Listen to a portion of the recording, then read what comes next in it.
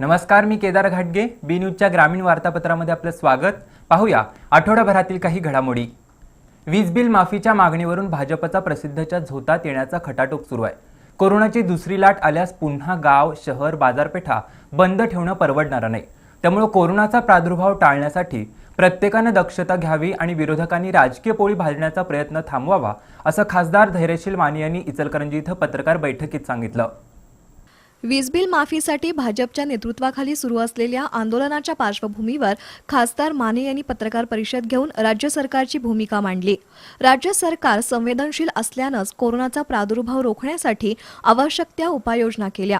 कोरोनाची सर्वच क्षेत्राला आर्थिक झळ बसली तरीही सरकारनं गोरगरीब जनता, कष्टकरी, शेतकऱ्यांना कोट्यवधी रुपयांच्या योजना जाहीर केल्या. आता कोरोनाची दुसरी लाट येण्याची भीती व्यक्त होतीये. अशा परिस्थितीत भाजपच्या नेतृत्वाखाली वीज बिल माफीसाठी आंदोलन सुरू आहे. राजकीय पोळी भाजण्यासाठी विरोधक प्रयत्न करत असल्याचं खासदार माने यांनी सांगितलं. दुसरी येणारी लाट महाराष्ट्रामध्ये शिरू नये, ती परतवून कशी लावता येईल याच्याकडे लक्ष देणं गरजेचं आहे. त्याचबरोबर या काळामध्ये जो परतावा हक्काचा महाराष्ट्राचा आहे, आपल्याकडे जीएसटी त्या पद्धतीची परताव्याची परिस्थिती झाली. वॅटची रक्कम खऱ्या अर्थानं महाराष्ट्रामध्ये ज्या प्रमाणात गोळा व्हायला पाहिजे होती ती वॅटची रक्कम महाराष्ट्रामध्ये गोळा झाली नाही. एक्साईजची रक्कम त्या ठिकाणी महाराष्ट्रामध्ये गोळा झालेली नाही. की राजकारण विरहित समाजकारणाला ताकद देण्याची आणि समाजाला सर्व स्तराला बळकटी देण्याची आहे. घरगुती वीज बिलाची चिंता विरोधकांनी करण्याचं, विरोधी पक्षांनी करण्याचं कारण नाही. महाराष्ट्र शासन त्याच्यासाठी खंबीर आहे आणि निश्चितपणे येणाऱ्या काळामध्ये योग्य तो दिलासा या सगळ्या बाबतीत दिला जाईल. कोरोनामुळे आर्थिक संकटात असलेल्या राज्य सरकारला केंद्र शासनाकडून 38,000 कोटींचा परतावा अद्याप मिळालेला नाही. ती रक्कम मिळाल्यास राज्य सरकारला अन्य योजनांसाठी ती रक्कम वापरता येऊ शकते. त्याबाबत विरोधक बोलत नाहीत. कोरोनाच्या दुसऱ्या लाटेची शक्यता असल्यानं सरकार नियोजन करतंय. त्यामुळे आंदोलनं करण्यापेक्षा कोरोनामुक्त महाराष्ट्रासाठी प्रत्येकानं सहकार्य करावं असं आवाहनही त्यांनी केलं. यावेळी मदन कारंडे, सयाजी चव्हाण, महादेव गौड, रवींद्र माने, रवी लोहार, भाऊजो आवळे, महेश बोहरा, महेश ठोके उपस्थित होते. लॉकडाऊनच्या काळातील शेतीपंपांची आणि घरगुती वीज बिलं माफ करावीत, वीज दरवाढ मागं घ्यावी अशी मागणी जोर धरतेय. या मागणीकडे लक्ष वेधण्यासाठी करवीर तालुक्यातील कुडित्रे इथं ग्रामस्थांनी वीज बिलांची होळी केली. करवीर तालुक्यातील कुडित्रे ग्रामपंचायतीसमोर वीज बिलांची होळी करण्यात आली. लॉकडाऊन काळातील घरगुती आणि कृषी पंपांची वीज बिलं माफ करावीत, जनतेवर लादलेली वीज दरवाढ मागं घ्यावी अशा मागण्या करण्यात आल्यात. याबद्दल निर्णय झाला नाही तर पुढील काळात महावितरणशी असहकार्य आंदोलन पुकारलं जाईल असा इशारा कुंभी साखर कारखान्याचे माजी चेअरमन संभाजी पाटील यांनी दिलाय. वीज पुरवठा खंडित करण्याचा प्रयत्न झाल्यास महावितरणच्या कर्मचाऱ्यांना खांबाला बांधून चाबकाचे फटके मारू असा इशारा देण्यात आलाय. आंदोलनात बदाम शेलार, अजित पाटील, मदन पाटील, संजय शेलार, भिकाजी पाटील, युवराज पाटील, गुणाजी शेलार, पंडित मडके, नामदेव भास्कर, के.एस. भास्कर, गणपती पाटील, सचिन पाटील उपस्थित होते. कोल्हापूर रत्नागिरी राष्ट्रीय महामार्गावर मलकापूर ते आंबा दरम्यानच्या रस्त्याची अक्षरशः चाळण झाली आहे. ठिकठिकाणी छोटे मोठे खड्डे पडलेत. त्यामुळे अपघातांची संख्या वाढली आहे. वाहन चालवताना तारेवरची कसरत करावी लागते. संबंधित विभागाचं या रस्त्याच्या देखभाल दुरुस्तीकडे साफ दुर्लक्ष झालंय. कोल्हापूर रत्नागिरी राष्ट्रीय महामार्गावरून दररोज हजारो अवजड वाहनांची ये जा होते. दळणवळणाच्या दृष्टीने महत्त्वाच्या असणाऱ्या या महामार्गावर मलकापूर ते आंबा दरम्यान ठिकठिकाणी खड्डे पडलेले आहेत. मलकापूर, येलूर, निळे, वालूर, लव्हाळा, चांदोली, तळवडे, आंबा या गावांच्या हद्दीत रस्त्यांची अक्षरशः चाळण झाली आहे. रस्त्यात खड्डा की खड्ड्यात रस्ता असा प्रश्न पडावा इतकी बिकट अवस्था या रस्त्याची आहे. वाहन चालवताना मोठी कसरत करावी लागते. दुचाकीधारांचे तर प्रचंड हाल होत आहेत. खड्डा चुकवण्याच्या प्रयत्नात छोटे मोठे अपघात होत आहेत. शिवाय वाहन नादुरुस्त होण्याचं प्रमाण वाढलंय. मात्र संबंधित विभागानं या रस्त्याच्या देखभाल दुरुस्तीकडे पूर्णपणे दुर्लक्ष केलंय. त्यामुळे आता भारतीय दलित महासंघ, मनसे आणि शिवसेनेनं स्वतंत्रपणे आंदोलनं करण्याची तयारी सुरू केली आहे.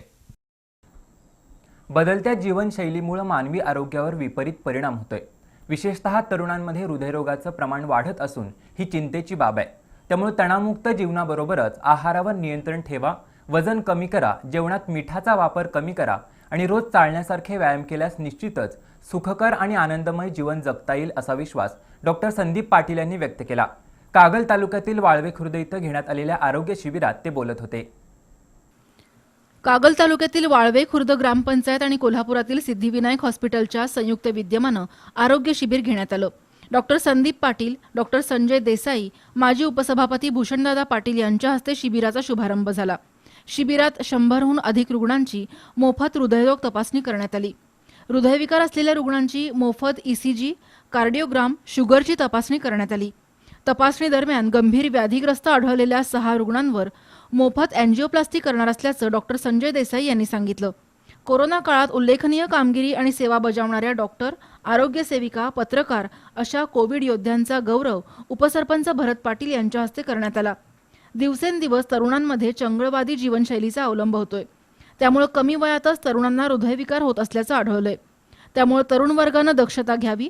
नियमित व्यायाम, संतुलित आहार, व्यसनापासून दूर राहणं, वजन कमी करणं, जेवणात मिठाचं प्रमाण कमी करणं महत्त्वाचं आहे.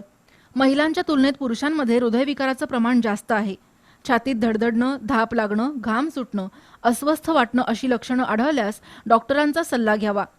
ताणतणाव, रागीटपणा आणि चिंता सोडून द्यावी असं आवाहन डॉक्टर संदीप पाटील यांनी केलं. यावेळी Yuvraj Sawant, doctor Anup Bardeskar, doctor Tanaji Harel, doctor Rakesh Patil, Ganesh Patil, Balasaheb Patil, Dinkar Tanawade, Vaibhav Kumbhar, Pratap Desai, वाळवेचे ग्रामपंचायत सदस्य आणि ग्रामस्थ उपस्थित होते. वार्तापत्रामध्ये घेऊया एक छोटीशी विश्रांती.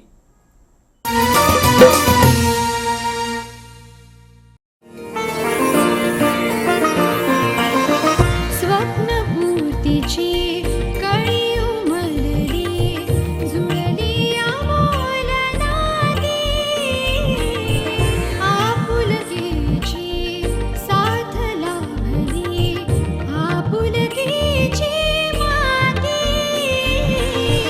आनंदाची पहाट झाली, स्मित उमटले ओठी, हृदयामधल्या स्वप्नांना या लाभे साथ अनोखी, लाभे साथ अनोखी. विराज सिटी भुयेकर पाटील ग्रुपचा एक सुमंगल वास्तू प्रकल्प. विराज सिटी साईट संपर्क कागल एसटी स्टँड समोर, नॅशनल हायवे NH4 लगत, कागल. मोबाईल 9527608484.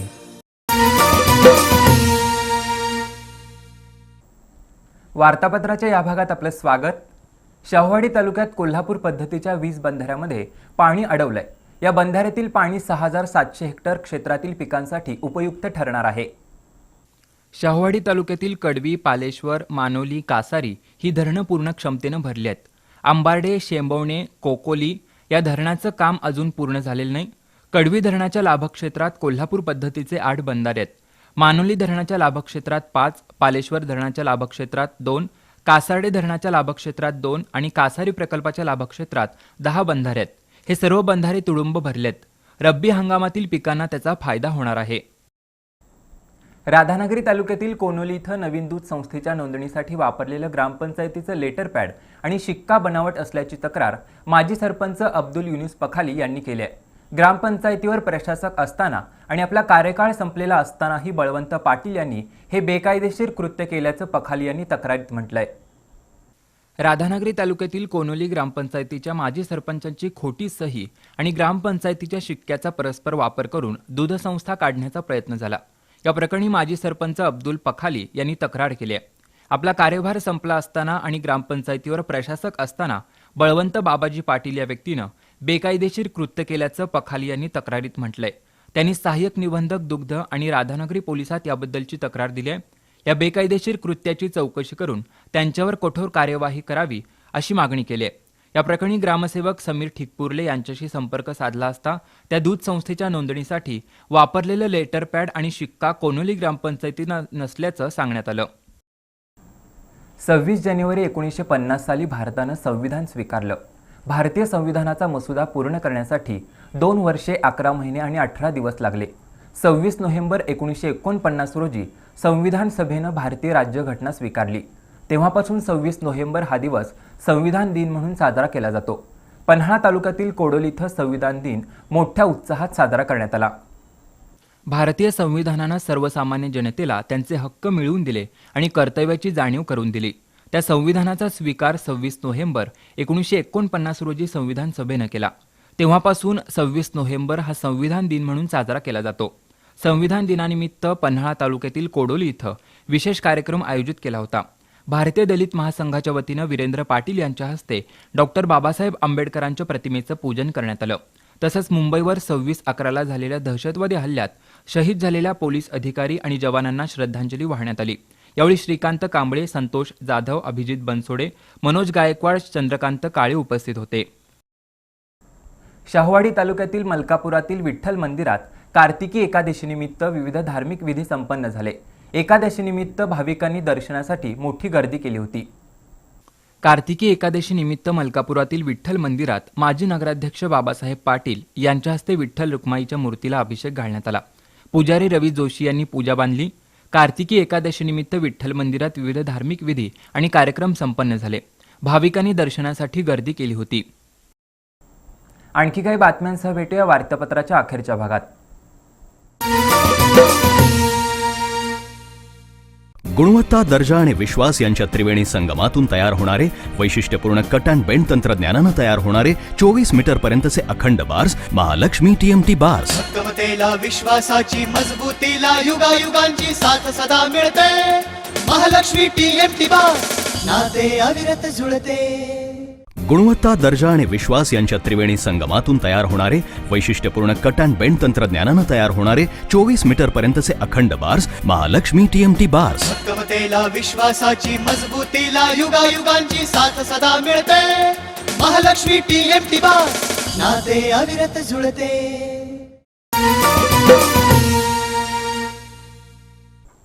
वार्तापत्राच्या अखेरच्या भागात आपलं स्वागत. केंद्र सरकारच्या सिटी गॅस डिस्ट्रीब्युशन स्कीम अंतर्गत इचलकरंजीत पाईपलाईनद्वारे गॅस पुरवण्याची योजना मंजूर झाली आहे. या योजनेतून गॅस जोडणीसाठी नोंदणी करायला सुरुवात झाली. एप्रिल 2021 पर्यंत प्रत्यक्ष गॅस पुरवठ्याला सुरुवात होणार आहे. केंद्रीय पेट्रोलियम मंत्री धर्मेंद्र प्रधान यांच्याकडे माजी आमदार सुरेश हळवणकर यांनी डिसेंबर 2018 मध्ये सिटी गॅस डिस्ट्रीब्युशन योजनेत इचलकरंजी शहराचा समावेश करण्याची मागणी केली होती. मार्च 2019 मध्ये या योजनेत इचलकरंजीचा समावेश झाला. त्यानंतर दाभोळमधून येणाऱ्या पाईपलाईनमधून इचलकरंजीला गॅस पुरवठा होणार आहे. सध्या कंपनी 618 रुपये डिपॉझिट घेऊन पाईपलाईनद्वारे गॅस जोडणीचा अर्ज भरून घेत आहेत. मार्च ते एप्रिल 2021 या कालावधीत प्रत्यक्ष गॅस पुरवठ्याला सुरुवात होईल. पाईपलाईनद्वारे गॅस वापरल्यास गॅस सिलेंडरची वाहतूक, श्रम कमी होणार असून आर्थिक बचतही होणार आहे. हातकणंगले तालुक्यातील हेर्ले इथल्या वीराचार्य सेवाभावी संस्थेचं कार्य कौतुकास्पद आहे, असं प्रतिपादन जवाहर साखर कारखान्याचे संचालक आदगोंडा पाटील यांनी केलं. संस्थेच्या वतीनं रुग्णसेवेसाठी आणलेल्या रुग्णवाहिकेच्या लोकार्पण सोहळ्याप्रसंगी ते बोलत होते. हातकणंगले तालुक्यातील हेर्ले इथल्या वीराचार्य सेवाभावी संस्थेच्या वतीनं रुग्णांच्या सेवेसाठी रुग्णवाहिका आणली आहे. या रुग्णवाहिकेचा लोकार्पण सोहळा माजी सभापती राजेश पाटील आणि जवाहर साखर कारखान्याचे संचालक आदगोंडा पाटील यांच्या हस्ते करण्यात आला. यावेळी उपस्थित मान्यवरांनी वीराचार्य सेवाभावी संस्थेच्या कामाचं कौतुक केलं. याप्रसंगी सुहास कोरगावे, अशोक मुंडे, डॉक्टर प्रवीण चौगुले, अनिल उपाध्ये यांनी मनोगत व्यक्त केलं. यावेळी जिनगोंड पाटील, अरविंद चौगुले, शिवाजी कोळेकर, बाळासो सुतार, विशाल पाटील, अमित इंगळे यांच्यासह मान्यवर उपस्थित होते.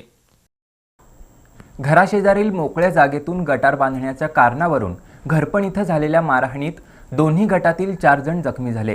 दोन्ही गटाच्या 14 जणांवर कळे पोलिसात गुन्हा दाखल झालाय. पन्हाळा तालुक्यातील घरपण इथं बंडोपंत बिडकर आणि भगवान मुळे हे शेजारी राहतात. घराशेजारच्या मोकळ्या जागेवरून त्यांचा वाद आहे. त्या मोकळ्या जागेत बंडोपंत बिडकर गटर बांधत होते, तर भगवान मोळे यांनी त्या कामाला विरोध केला. त्यातून दोघांमध्ये शाब्दिक चकमक झाली. त्या वादाचं रूपांतर मारहाणीत झालं. यामध्ये सागर आणि संग्राम बिडकर तसंच अजित आणि भगवान मोळे असे 4 जण जखमी झालेत. या प्रकरणी परस्पर विरोधात फिर्याद दाखल झाली असून 14 जणांविरोधात कळे पोलिसात गुन्हा दाखल झालाय. धर्माचं आचरण करत राजकारण करणाऱ्यांच्या हातून उज्ज्वल समाजकार्य घडतं, असं प्रतिपादन परमपूज्य 108 मुनिश्री सुप्रभ सागरजी यांनी केलं. हातकणंगले तालुक्यातील हेर्ले इथं आयोजित कार्यक्रमात ते बोलत होते. हातकणंगले तालुक्यातील हेर्ले इथल्या आदिनाथ नगरमध्ये श्री 108 मुनी सुरतनाथ दिगंबर जैन मंदिर बांधलं जाणार आहे. या परिसरात सभागृह बांधण्यासाठी आमदार राजूबाबा आवळे यांच्या निधीतून 10 लाख रुपये मंजूर झालेत. मुनिश्री 108 सुप्रभ सागरजी, मुनिश्री 108 दर्शित सागरजी, स्वस्तिश्री जिनसेन भट्टारक स्वामीजी यांच्या उपस्थितीत आमदार राजूबाबा आवळे यांच्या हस्ते या कामाचा शुभारंभ झाला. यावेळी राजेश पाटील, आदगोंदा पाटील, परिसा चौगुले यांची प्रमुख उपस्थिती होती. धर्माचं आचरण करत राजकारण करणाऱ्यांच्या हातून उज्ज्वल समाजकार्य घडतं असं प्रतिपादन परमपूज्य 108 मुनिश्री सुप्रभ सागरजी यांनी केलं. यावेळी सुरेश चौगुले, AB चौगुले, AN पाटील, राजेंद्र कचरे, रियाज जमादार, अजित चौगुले यांच्यासह समाजबांधव उपस्थित होते.